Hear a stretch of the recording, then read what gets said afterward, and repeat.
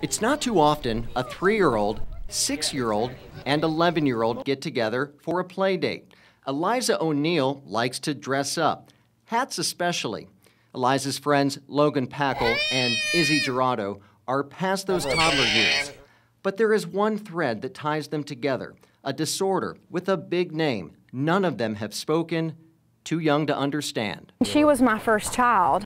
The words San Filippo Syndrome type A were first uttered to Leslie Gerardo when her firstborn, Izzy, was 3. When you're told at 3, this is what's going to happen to your child who looks healthy, who's running around and playing and just seems a little behind, to imagine that you will lose all these things, not knowing when, not knowing what's in future for your child, but, pretty much knowing with this disease, there's going to be suffering for your child and for your family.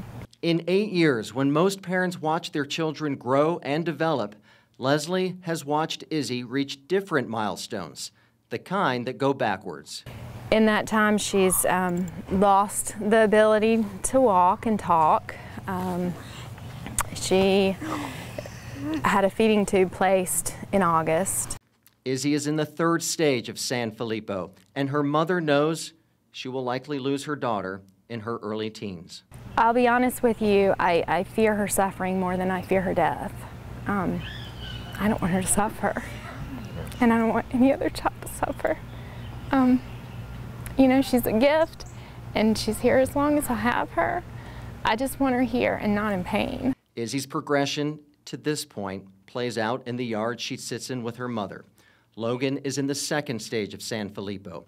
His twin brother wasn't born with the disorder, so their mom, Noelle, has watched one boy develop and the other slowly lose the ability to speak.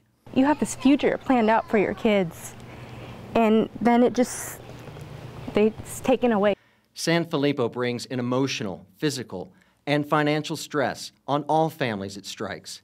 And Eliza's parents, Glenn and Kara, big kiss. Thank you. Are only beginning to feel it. On days like this, they see what the future holds for their sweet girl through her friends.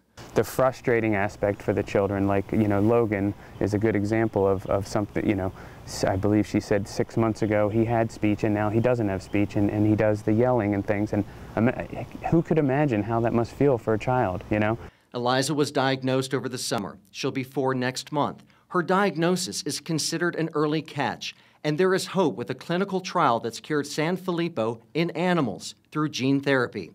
Kara, a pediatrician, remembers the phone call with the doctors looking for a cure. I was like, yes, this is it. This is, gosh. And Clint's like, what's she saying? I'm like, don't talk, I gotta hear it all. Yeah, it was amazing. Between an early diagnosis and the hope in a hospital lab in Columbus, Ohio, the O'Neills are on a mission, a push for a cure. But years of research and millions of dollars spent are on hold over the government shutdown, grant writers and the FDA workers involved on furlough. The O'Neills can only hope Eliza doesn't hit a San Filippo milestone, those steps backwards her friends have already taken.